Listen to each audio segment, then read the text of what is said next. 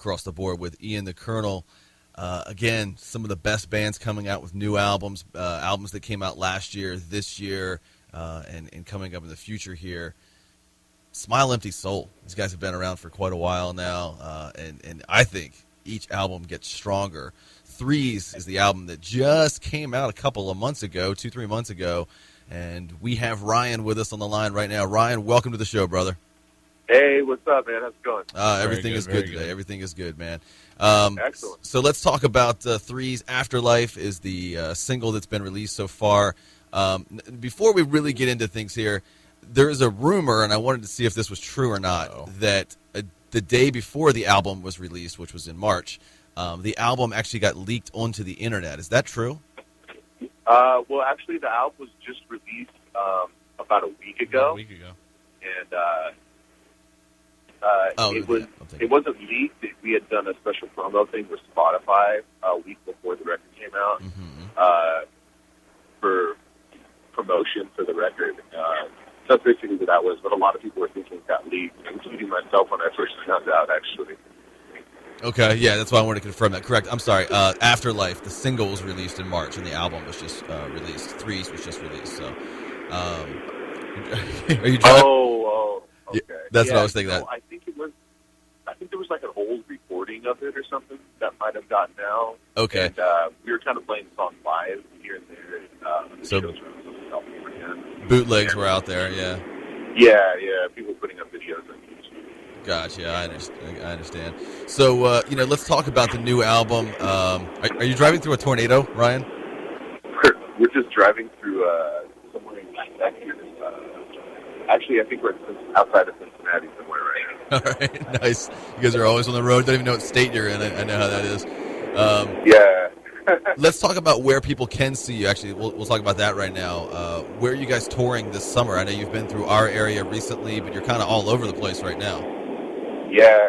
We're out we got about another 3 weeks left on this tour, and we're going through, going to be in West Virginia, New York, Baltimore, Springfield. Yeah, we got a lot of dates. You can actually check it out at smileandsoul.com. You know, our tour dates up and some music and all that good stuff. So. Now, a lot of people know you guys from the song "Bottom of the Bottle." Yeah. What else do people need to understand about the band? Because there's going to be a handful of people that haven't heard everything you guys have done, and I don't know where those guys have been all their lives.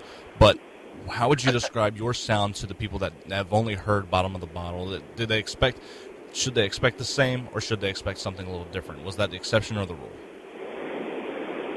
Well, it's that song's like 10 years old, and right. We've definitely grown a lot as a band. And, I think our record 3 that's out right now, that just came out, is way more mature and progressive. I think it's a little heavier, more melodic, and we're all really happy with the way that the record came out. The production of it and the sound of it just sounds really huge. I'm totally stoked about it compared to that first record that was basically recorded in a garage. And we were happy with that record. So, going back and listening to that first record now, and maybe with 3. Hey, Ryan, we can barely hear you, bud. Hey, yeah, Ryan. Yeah, Ryan, we're kind of losing man, a little we're bit. driving through these crazy jungles of Kentucky or wherever we are. Sorry, I don't know. Is the window down or something? No. Oh, okay. Yeah, now it sounds great. Whatever you did. Yeah, I can hear you perfectly. Now we can absolutely hear you. Absolutely Excellent. Fine. Like this is better? Yeah, that's perfect. I can hear everything now. Oh, wow. That's good. Yeah. It was before. It was like you were standing outside in a rainstorm. I can't hear. Oh man. Yeah, we're just driving around some of the beautiful. And there you go, guys. Yeah, it's starting to get rough again. We'll try to get through it though, man. Okay. Okay, yeah, I can hear you a little bit there. All right, so we were talking about the new album. Let's kind of go on to another question here. Ryan, I'm an aspiring bass player myself, meaning that I'm a radio host who's learning to play bass. What's your setup, man? How do you chase tone? What's your setup, and what kind of bass are you playing these days?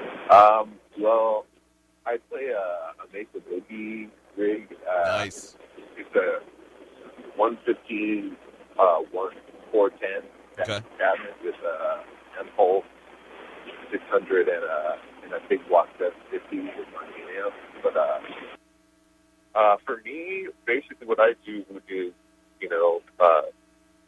and this is something I've pretty much figured out over the past, 10 years on the road, is I just start with everything just completely at zero, or, like center, and then, everything flat rather, and just slowly kind of add a little bit of bass and maybe scoop out a little bit of mid, and, everything is really very minimal as far as, my view on bass. So, if you have a good, if you have a good quality guitar that has, a good preamp in it, and you have a good amp, you shouldn't need to tweak too much to get a just nice round, just driving sound. Nice. I liked it. That's actually a good call, from a seasoned bass professional, because a lot of people these days, are like, oh, I've got to get some overdrive, and I've got to get like 10 pedals, and I'm just going to turn those on immediately instead of trying to hear what they have first. And I agree. It starts to get a little, like, saturated, with the more stuff you add. So. Yeah, and I'm playing a G&L ASAT bass, so it's got sick preamps, magnetic pickups. Yeah, all that. those are great basses. Those G&Ls, they got really good preamps, and those humbuckers in there sound killer. Yeah, I love it, man. I'm trying to learn to control it right now, though. Colonel? Awesome. What do you think is different with your playing style compared to others as well? Because you have a sound that seems to be a little unique as well. What makes your sound so unique, other than the tone? Like in your playing ability. I don't really know.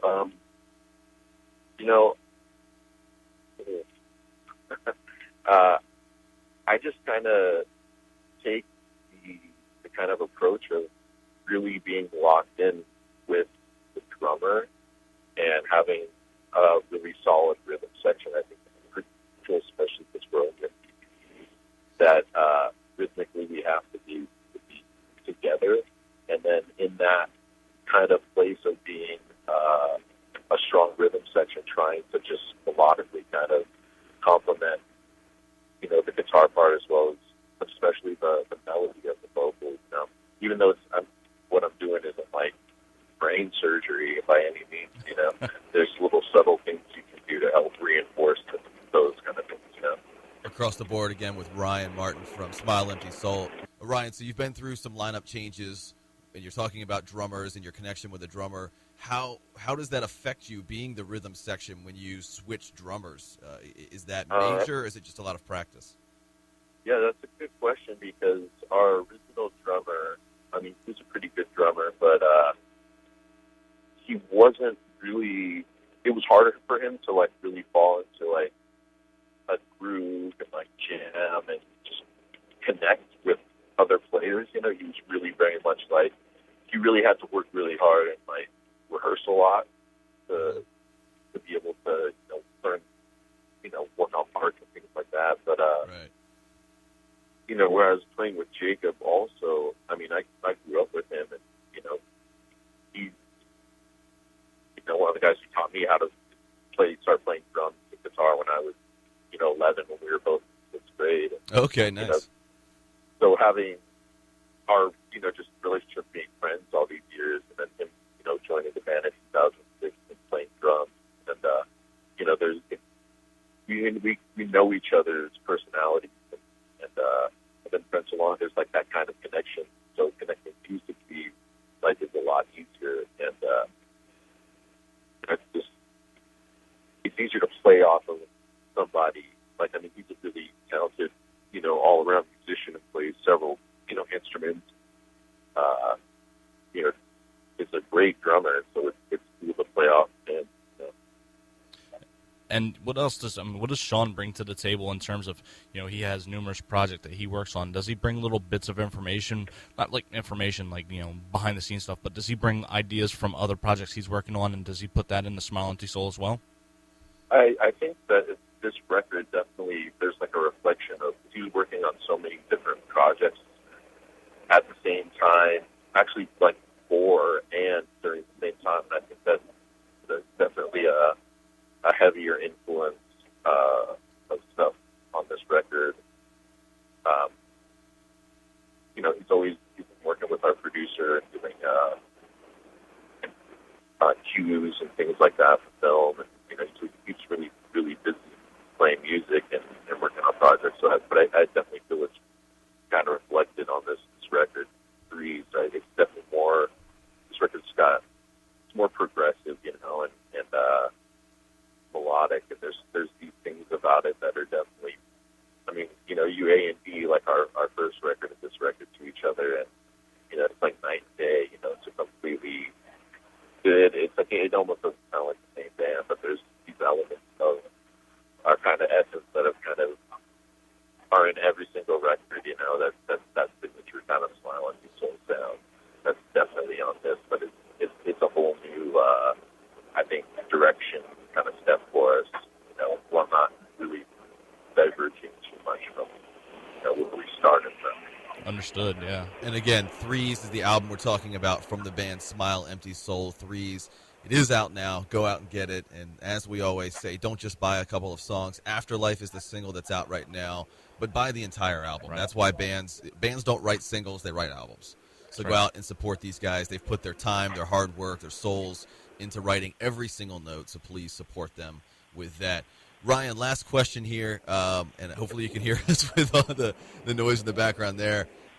If you knew the world was going to wrap up here in maybe 10, 15 minutes, that's all you had left on the earth, what is the last song that you would want to hear or perform? Yours or anybody else's, but the last musical notes going through your head. The last song I'd want to hear before the end of the world? Yeah. It doesn't have to be the end of the world, just in your life. What's the last song that you would ever want to hear? Oh, wow. That's a great question. Why, thank you.